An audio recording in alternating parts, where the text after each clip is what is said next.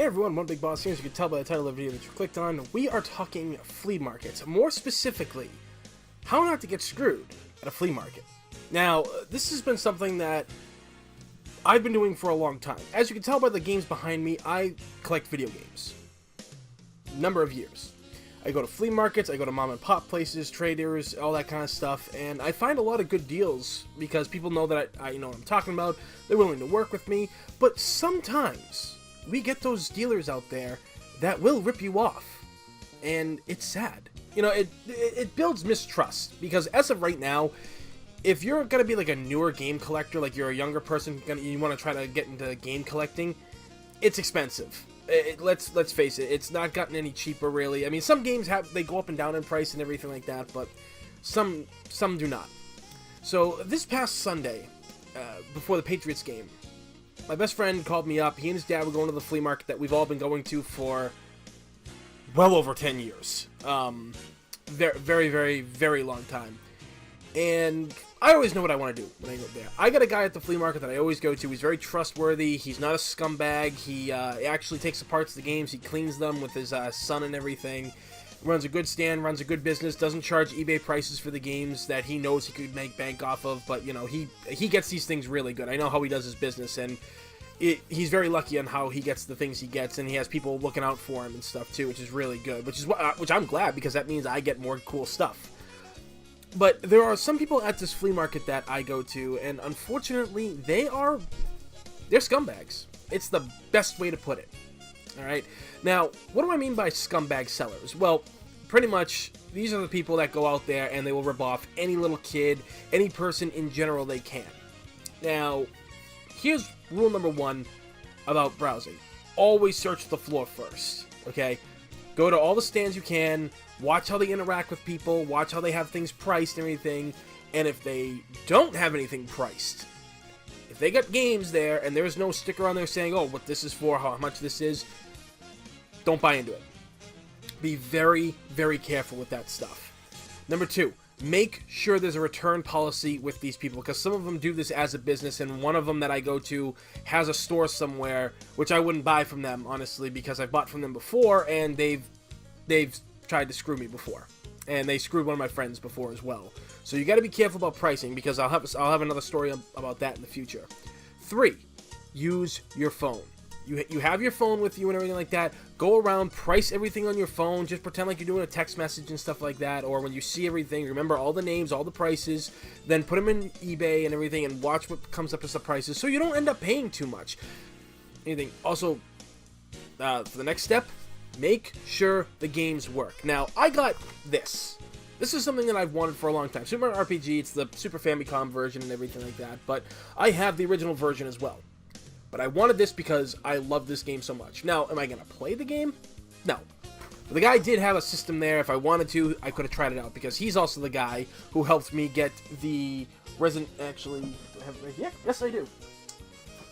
He helped me get this, the original Resident Evil. He had it for sale there, and I got it for way lower than what it was being asked for on eBay and at his store. He liked it. I knew what I was talking about and everything, so he gave this to me. So you gotta ask to test the games. If they say, oh, we don't have anything to test them and everything like that, and they don't say we have a return policy, do not buy from them. Because what a lot of these guys do is they just get the games and then that's it. They just put them on the floor and it's like, hey, yeah, here you go. Because what are the chances, like, an adult comes by and everything like that, and they have their, like, 5-year-old kid, and that 5-year-old kid wants this older game and stuff like that. What are the chances they're going to have the actual Game Boy on them if it's, like, an original Game Boy or a Game Boy Color or a Game Boy Advance? You got to be careful with that kind of stuff, because that's how they get you. Because what are the chances you're actually going to go back after getting screwed out of maybe, like, $5 for a game, you know? What are the chances that you're going to come back? A lot of the people that I deal with at this place are true scumbags. They are not good people when it comes to selling the games. I am not a fan of how they do things. And here's one of my stories.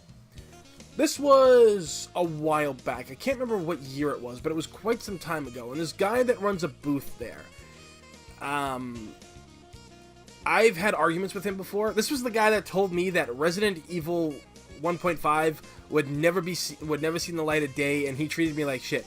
Lo and behold, a year later, we got Resident Evil 1.5 leaked onto the internet. So, there you go. That did happen. But he was an ass, plain and simple. And he has good things. Don't get me wrong. He's got a lot of great games that either I have or would love to have in my collection behind me. But the thing of it is, it's not worth what he's asking. He's either asking eBay prices or he's asking beyond eBay prices, which is ridiculous. I heard him over talking one time about how he had like 5 copies of Earthbound, and he was selling the thing for about $220. Now, mind you, at the time, that was not an asking price for Earthbound. I don't know what Earthbound is, the asking price right now is and everything, but it was not the asking price. I think at the time it was at least 120 or something, if not 100. But it was, and so he just said he found them all and everything, and he's charging eBay prices. He's telling people this. And he also has nothing labeled. Nothing at all. And I hate that. Now, he doesn't like to bargain either. But he doesn't like me, but he likes money. I found out with this guy, money is the key. So when I buy, like, old game manuals off of him and everything like that, I whittle him down. I will not pay full price for what he's asking. Especially for some of them that are, like, not in the best of conditions. Like, they're not, like falling apart almost, but, well, some of the ones he has there are, and I've heard what he's asked for. And I remember the original Ninja Gaiden guide was there, and he was at, like, the Ninja Gaiden for the NES. He was asking $35 for it. It was just on a shelf that was in behind the main counter. It was on the shelf. And he wanted that much money for it, and the thing was going on eBay at the time for, like, $15, and it was almost brand new on eBay. This one had, like, you know, folds and creases. It had water damage to it. It's like, dude, you are not going to sell this. And for the longest time, he didn't. I don't know if he took it off the shelf or someone did pay for it, but it was up there for the longest time. And there was another thing. He had a copy. This was also a recent story. He had the copy of DuckTales, the original one for the NES, which used to go for stupid amounts of money back in the day. It's now $14. He was trying to charge $60 for that game. Look, folks, I like retro gaming and stuff like that, but that's where you just gotta look at yourself and say, hey, great game, not worth the $60 asking price when I can get it on eBay, when they have return policies and everything. Like, it's ridiculous. I mean, this guy does have things to test the games too and everything, but at the same time, it's very, very shady when you don't see a price on there. That's what he priced it at, was that when the person asked. There was another time too where somebody asked for a game. I think, what was it? I want to say it was a PS. No, it was a Super Nintendo game. That's what it was. It was the combo edition of Super Mario All-Stars with Super Mario World. He was asking $35 for that. No. That's what the ended up price being. It was $15, and the guy wasn't sure if he was gonna buy it or not and everything, so he didn't. He left the booth. Another guy came in 10 minutes later. I was still there trying to like see like, is there anything worth buying here? The guy wanted that game, the other one didn't, and then the owner was like, oh yeah, that's Super 35.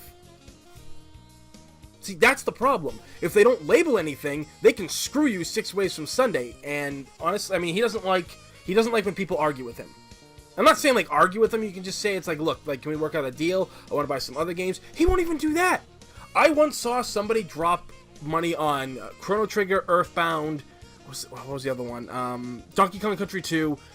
He paid full price for the 3 of those games because the guy would not back down, but the kid really wanted these games. And I really just felt like saying to the kid, like, you could just emulate them. Granted, yes, would I love a copy of Chrono Trigger? Oh, hell yeah, I would.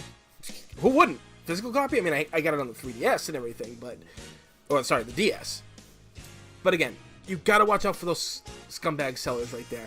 Now, my best friend will say, well, it's their business. They can do what they want. Sure, yeah, totally. You could have something priced for whatever amount of money you want, but if you're gonna not have prices and then do that, that's a problem.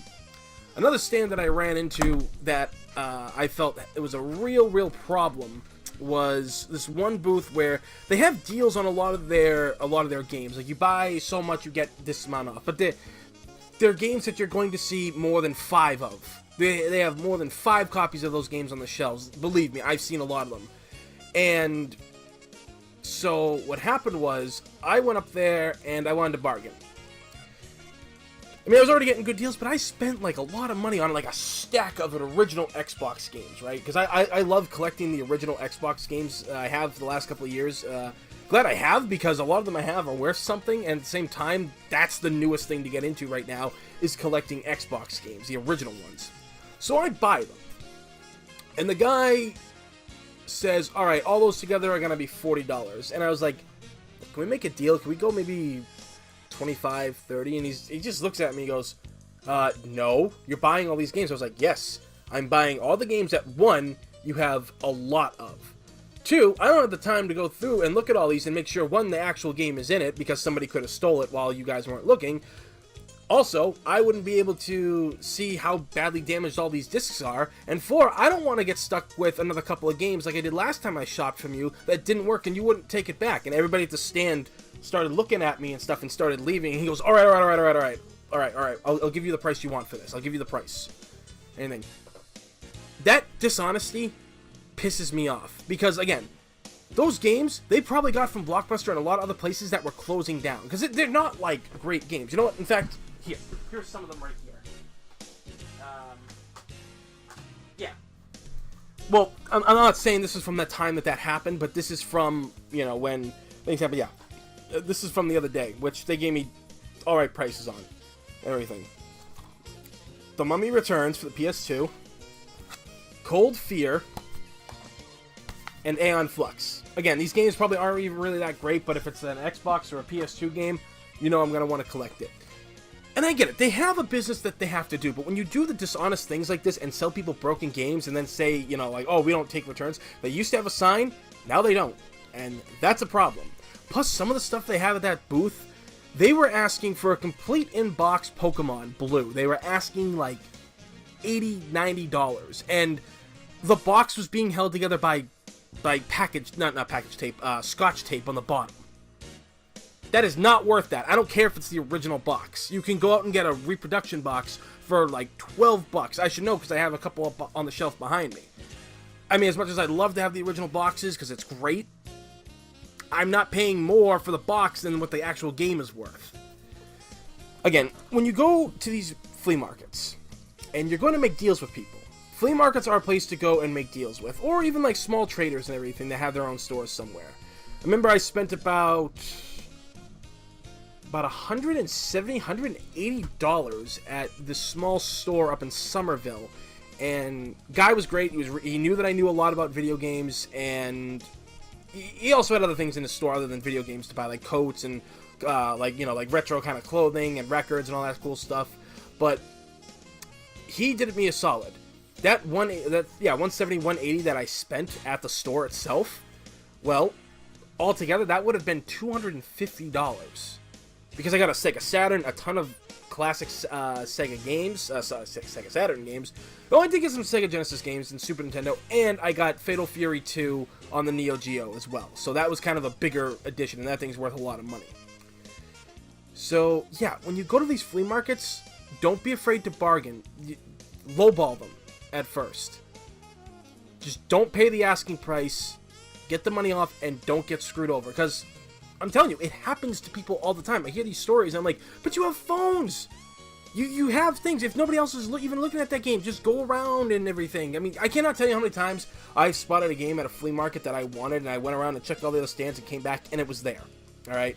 These guys sometimes have double to triple these things, and I don't want to see collectors like myself get screwed, okay? Because it happened to me when I was younger, but now that I know how to barter and do trades and everything, it's a lot better system, and this is something to help you guys not get screwed by dealers at flea markets, because some of them, they just find these things randomly, look them up on eBay, and be like, oh yeah, alright, I'll charge that, because I'm on a bunch of Facebook yard sale sites, and those people will find video games. I have found rare video games from these sites before, and these people didn't know what they had, and they just wanted to get rid of them for like $20 for the whole lot, and I was like, oh, okay.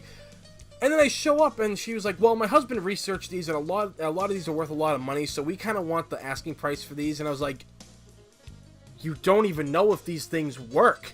You haven't played them. You don't even know what they were. They were in your basement. And for all I know, there's probably water damage and everything, and dampness. Everything could have got ruined in those. I don't know if any of these things actually work, because you don't have the actual system for it. It's ridiculous how people act, you know, and again, collecting and all that stuff, it's become a pain in the ass because of what eBay is.